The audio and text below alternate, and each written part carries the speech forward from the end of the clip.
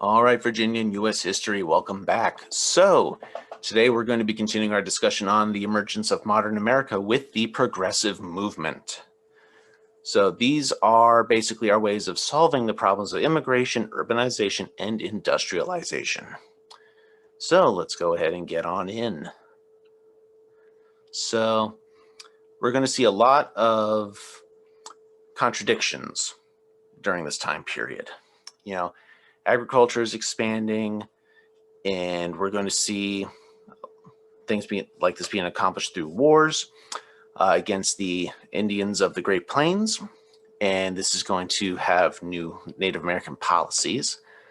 We're going to see industrial development bringing the huge fortunes and raising the standards of living for millions of Americans, and of course things will get worse for others, but it's also going to lead to the creation of the labor unions and the clashes between the industrialists and the unions. And we're also going to see the social problems of the rural and urban areas giving rise to third parties and the beginning of the progressive movement. So, the causes of all this, we have the excesses. So, the huge gaps in income. We have the robber barons. These are guys like Carnegie, Rockefeller, Ford. They're the guys making all the money, and the people who work for them making all the money, unless you're like the regular factory worker type person. And all the corruption that would follow, because people like them are going to be using bribery and buying politicians and city officials, things like that, to basically help them expand their businesses and become even wealthier, and giving some kickbacks to those politicians who help them do so. So corruption is pretty rampant at this time. Now, some more causes. The working conditions, not the best. Very dangerous working conditions. So, and also with the child labor. So we're seeing, lots of accidents because there's like no safety regulations. People are losing hands, legs, their lives, fingers on a daily basis, just about. So not exactly great, whether it's an adult or a child worker. We are going to see long hours with low wages, no security. So if you get hurt and you can't come to work for a few days, you more than likely won't even have a job when you're ready to go back to work. There are no benefits, so no retirement, no sick pay, no vacation days, none of that. Companies would set up these company towns to take advantage of workers and their families. So look at it this way. You work for Ford Motor Company. You live in company housing that they provide, and it's like, a short walk to the factory every morning, 5-minute walk. And you are paid with company credit. It's not even real US currency, it's company credit, so that you can pay for rent in your company housing, and you can buy groceries and other things you need from the company store. That way they get to keep all the money, and you basically just do everything for them. Yeah, it is not a great situation doing that, because if you get fired, you are all of a sudden homeless. You have no real money in the bank account, so you can't buy anything to keep your family fed and clothed. It's a way to keep your workers on lockdown like slaves.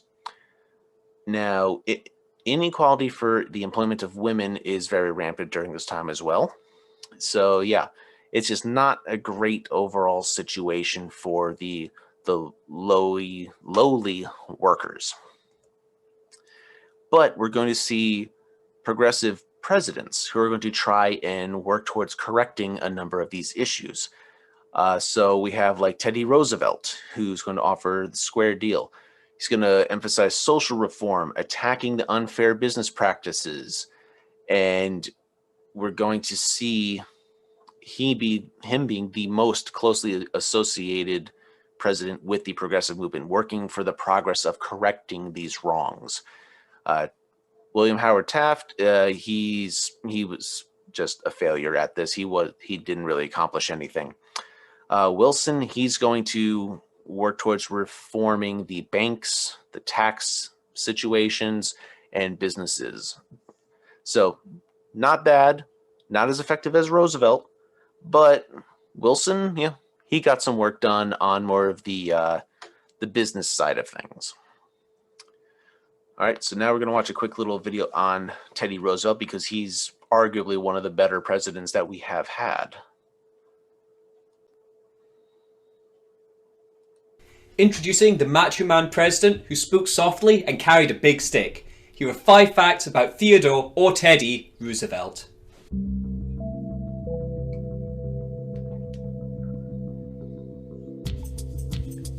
Fact 1. Health issues plagued his youth.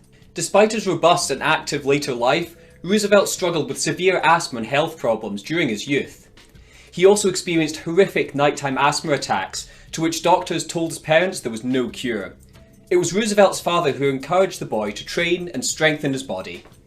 Fact 2. His wife and mother died on the same day. On the 14th of February 1884, Roosevelt likely experienced the worst day of his life when he lost both his wife and his mother to illness in the same day. In his diary, he wrote a large X and one sentence below, "The light has gone out of my life."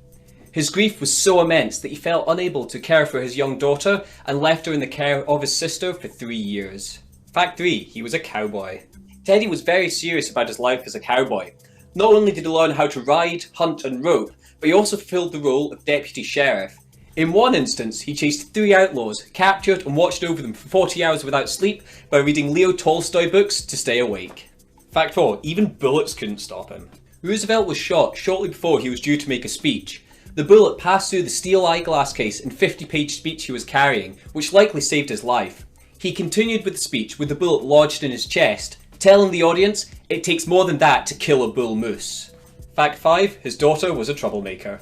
Alice, Roosevelt's daughter, was known for her rebellious ways. She possessed her father's quick wit, but she was an ardent rule breaker and liked to smoke, gamble, and go to late night parties. She even kept a pet snake.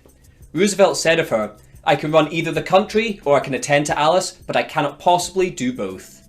That was top 5 facts about the bull moose himself, Teddy Roosevelt. I hope you enjoyed the video, and if you'd like to see more, please like and subscribe on the page. Thanks very much for watching, and I'll see you next time.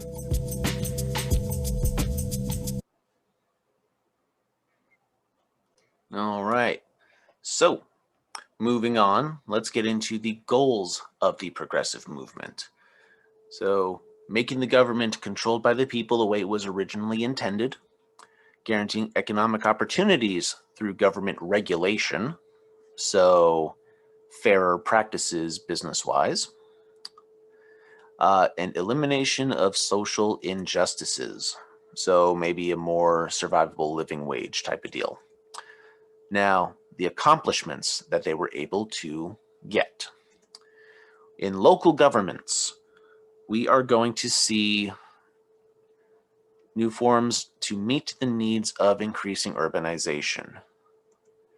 So, fighting corruption, responding to the needs of the people, getting more housing built, better sewer systems built, more water being brought in for hydrating. We're going to just see an uptick in living quality for the regular, everyday, common people.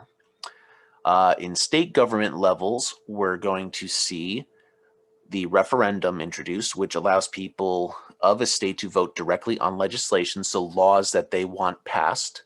That is something that is still in practice now. If a new law is being proposed for the state of Virginia, when we go to the polls in November, we get to vote on whether we want that law passed or not. We get the initiative, which allows people of a state to propose laws directly to the assembly. So, like if we think there needs to be, I don't know, the highways, like the big interstate highways that go from one end of the state to the other, we think that they should have a minimum speed limit of 65 miles per hour, but not exceed 75 miles per hour, then that can be something that is proposed by an everyday citizen like myself, and it can be brought before the state government, and they can address the issue and see if a law needs to really be done about it, blah blah blah. And then if need be, they can actually put it on the ballot for the people of the state to vote on it. Then we have the recall, which is allowing people of a state to remove an elected official before their term has ended. So, say a governor or a mayor of a town or something like that is doing a horrible, horrible job where they have like a 5% approval rating type of thing because of how atrocious their policies are. The people can vote to have that person removed. They can put a motion forward to do so, and they can remove them legally by voting them out. Now, in elections, we're going to see some things trying to be brought in to limit the corruption that is going on in elections. So by holding primary elections, we're going to have the people of a party decide who will run in a election to represent that political party. Because there have been elections in the past, such as, let's see, I think it was the election of 1914, possibly, where you have Teddy Roosevelt, William Howard Taft, and Woodrow Wilson running. But Teddy Roosevelt and Howard Taft, they are both basically running as Republicans, and they divided the vote between them, leaving all the Democrat voters to vote for Wilson, who won the election. So, yeah, by holding a primary, the party would be like, okay, more people voted for Taft instead of Roosevelt, so Taft is going to run in the presidential election against Wilson. That's the purpose of the primary vote, to not divide up a party between two candidates and the other party being able to just, swoop in for a overwhelming victory. We're also going to see the introduction of the 17th Amendment, which will allow direct election of U.S. senators. So the people of the state electing their senators. Because before that, the state governments would actually, they would appoint senators to Congress. And we're also going to start seeing the introduction of the secret ballot, where you are allowed privacy, like when you're voting, so people don't try to influence the way you vote, which is, a lot better. So people don't know how you vote unless you tell them. It's a lot safer for people that way, because people used to be bullied into voting in certain ways, like through intimidation tactics, like, I'm going to whip the snot out of you if you don't vote for this person type of deal. All right, moving forward. Child labor, we're going to see some reforms happening. Muckraking, these are journalists who are going to be exposing the problems in society, and in particular, the abuses of child labor. So we're going to see that they are going to be working on undoing all of these practices. Now, the impact of labor unions is another interesting one that we're going to take a look at. All right, so with the labor unions, they're being formed to look at and fight for the rights of the workers. Better pay, fewer hours, safer working conditions, getting benefits like medical coverage, sick leave, vacation days, things like that. All right, so some organizations that you need to keep in mind when we are talking about this whole time period is, we have the Knights of Labor, is like the first major labor union of the country. They're going to be representing, workers skilled and unskilled. So everybody who is the working class. They will basically work for you. Also, there is the American Federation of Labor that was started by a man named Samuel Gompers. They are a craft union. So basically skilled workers. So you're looking at carpenters, masons, steel workers, people who have a skill that they bring to their job. All right. So you're not going to see, you know, someone who is, just digging holes for a living, like digging trenches. You're going to see someone who is building things. All right. So we're also going to see some strikes happen during this time. The Haymarket Square strike, that's going to be one where that turns very violent because an anarchist threw a bomb at police who are then going to open fire on the crowd. We're going to see people getting killed at that one, the Homestead strike. That one is probably one of the worst ones that happened. It was Andrew Carnegie. If you remember him, he's the big steel mogul. He owned like the biggest steel company in American history, really. One of his factories, basically the workers went on strike, and it got to the point where there were the Pinkertons. They were like a private detective agency /private mercenary army kind of thing. They were called in basically to like square off against the strikers, the workers who were wanting better pay, some respect. It turned very violent. A number of people got killed, explosions going off, all types of crazy stuff. This factory's grounds turned into a war zone. You can find all types of documentaries, books, podcasts, all sorts of stuff that tell you about the Homestead strike because it got crazy. The Pullman strike, that one was more related to railroad workers, and that was a strike that, well, all of these pretty much turned a little on the violent side. So yeah, things weren't always easy going. Sometimes these businesses, they would push back and things turned out pretty ugly. All right, but through the progressive movement, we are going to see a number of gains. We are going to see limited work hours. That's how we get our 40-hour work week that we have now. Anything beyond 40 hours, you get paid overtime.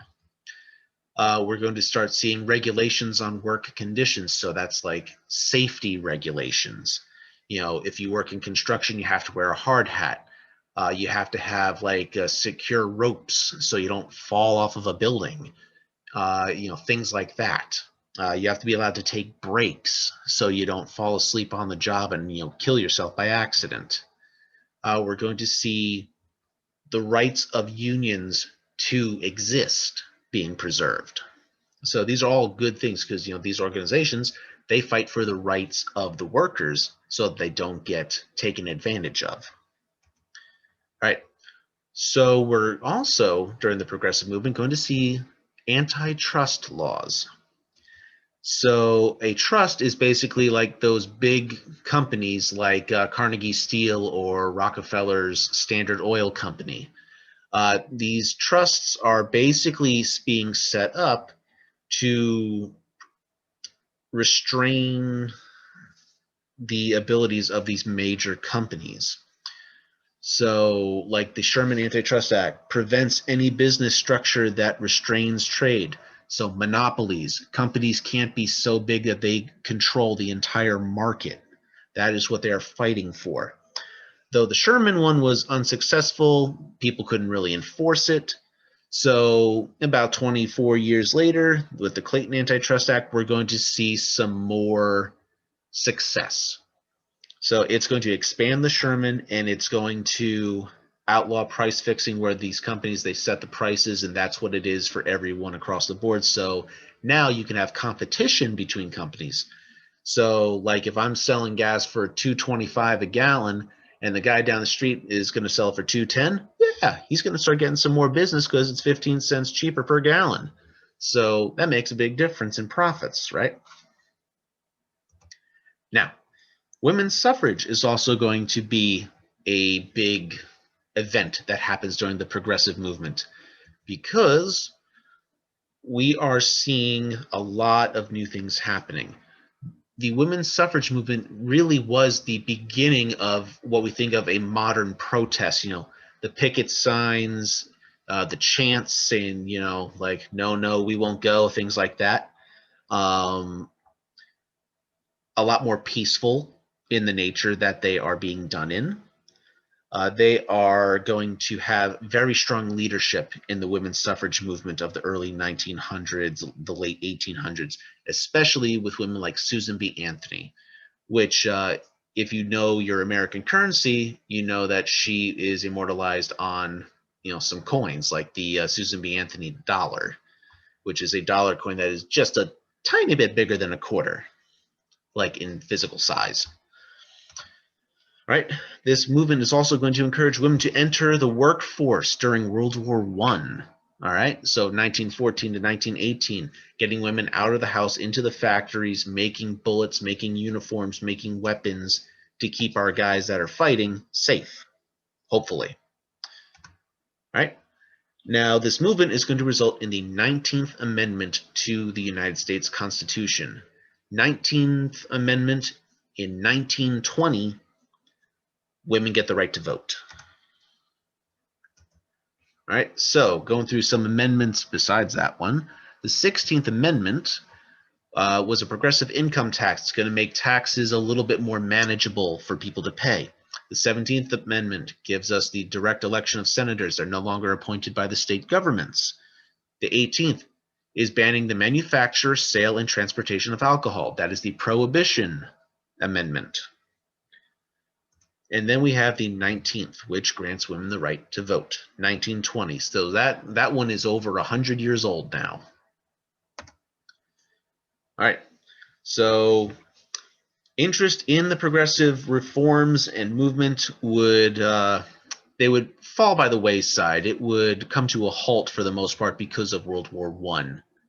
And it would start to pick back up a little bit afterward. But yeah, World War I pretty much puts things on hold.